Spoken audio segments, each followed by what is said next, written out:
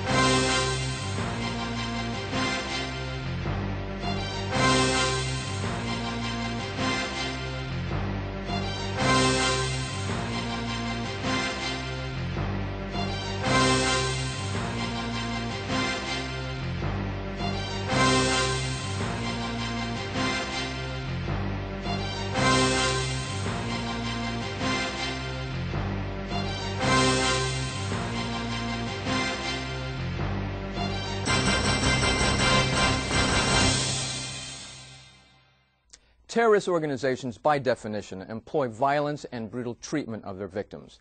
The degree to which psychiatric drugging and conditioning techniques have permeated and shaped today's terrorist networks, however, is only now beginning to come to light, along with the extent to which political and ethnic agendas have motivated apparent religious conflicts.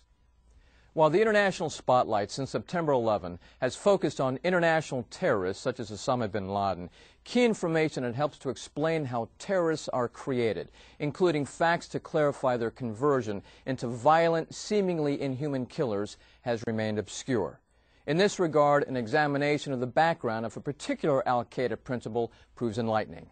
News accounts have depicted surgeon Ayman al-Zawahiri as bin Laden's right-hand man and personal doctor. The facts, however, reveal him to be much more.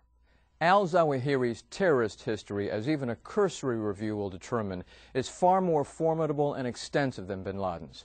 According to Daya Ar-Rashwan, an Egyptian expert on militants, al-Zawahiri's name has come up in nearly every case involving Muslim extremists since the 1970s. Attorney Montasar El-Zayat, a former friend of al-Zawahiri's who represented him in Egyptian courts, said that al-Zawahiri is to bin Laden what the brain is to the body. According to El-Zayat, al-Zawahiri was able to reshape bin Laden's thinking and mentality and turn him from merely a supporter of the Afghan jihad against the Soviet Union to a believer in and exporter of the jihad's ideology. It was al-Zawahiri, trained in Cairo, who convinced bin Laden to establish al-Qaeda in 1988, thereby providing the base for training, supply, and operations of militants from Egypt and elsewhere. Some consider him to be the mastermind of the September 11 assaults on the World Trade Center and the Pentagon, a belief bolstered in mid-April 2002 when Qatar's Al Jazeera television aired portions of a videotape in which al-Zawahiri claimed credit for the attacks, referring to them as this great victory and to the hijackers as 19 brothers. On the tape, bin Laden sits beside the doctor, muttering to himself while caressing his beard. The exact methods utilized by al-Zawahiri to influence bin Laden are as yet unknown, but more than one source has reported that the doctor is also a psychiatrist. That information, according to one of the sources interviewed by Freedom, came from officials in the Egyptian government. Thus, it is not surprising that bin Laden has been known to be taking psychiatric drugs or anti-anxiety pills.